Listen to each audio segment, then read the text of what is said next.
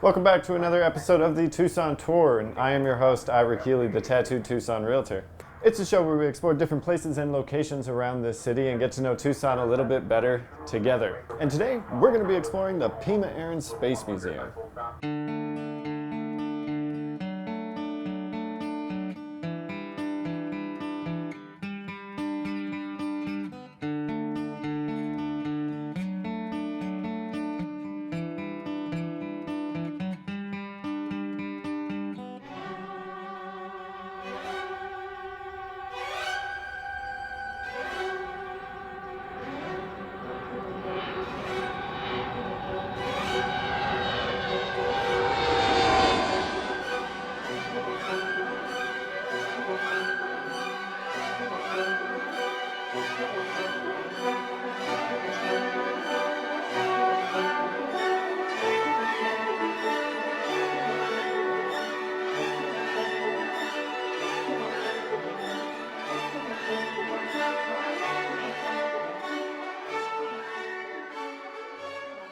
Since the dawn of time, man has yearned to take to the skies in flight.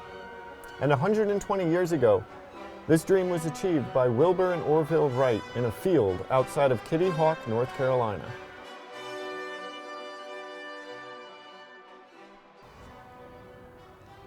The Pima Air and Space Museum opened to the public in May of 1976 as part of the United States Bicentennial Celebration.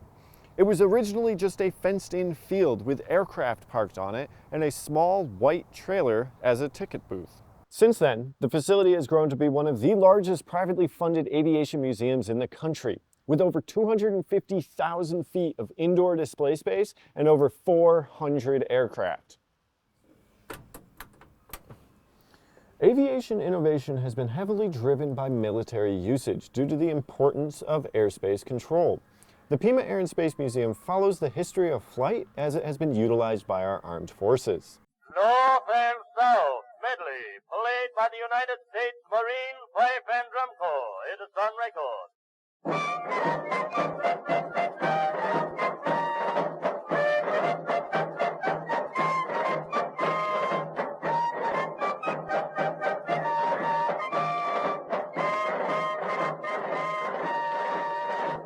At first, the military solely used the airplane for aerial recon.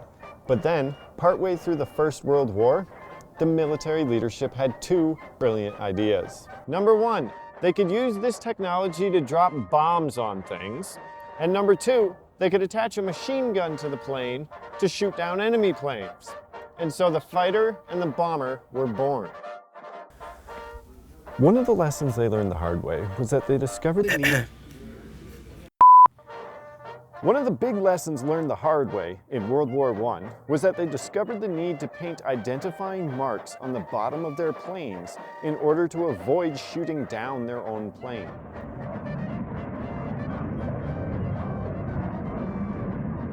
World War II was where the aircraft really came into its own as a weapon, and the war was the driving force behind the manufacturing of much of our Air Force.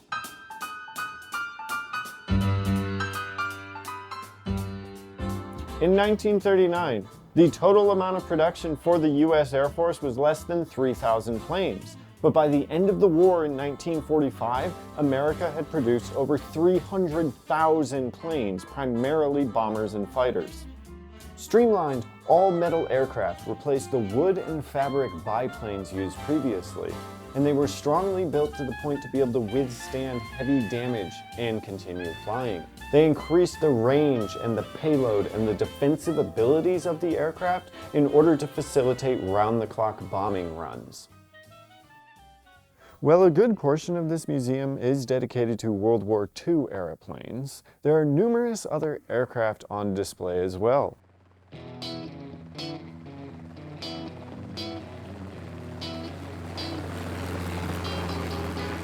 The Korean War saw the first effective use of helicopters as a military asset, and based on their success in the following war in Vietnam, the helicopter earned its place in militaries around the world.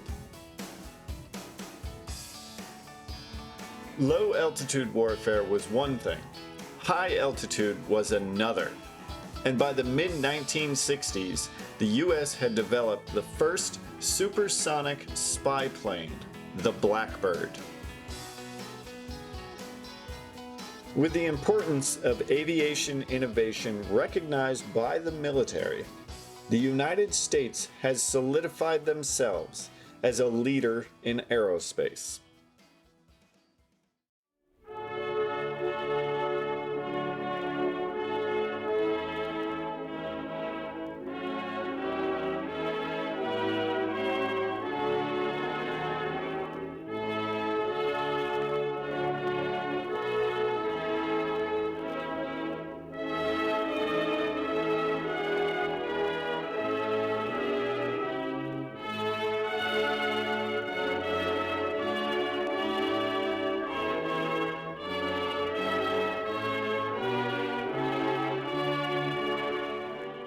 Whether you're an airplane enthusiast or just want to marvel at the might of the US Air Force, the Pima Air and Space Museum is worth the trip.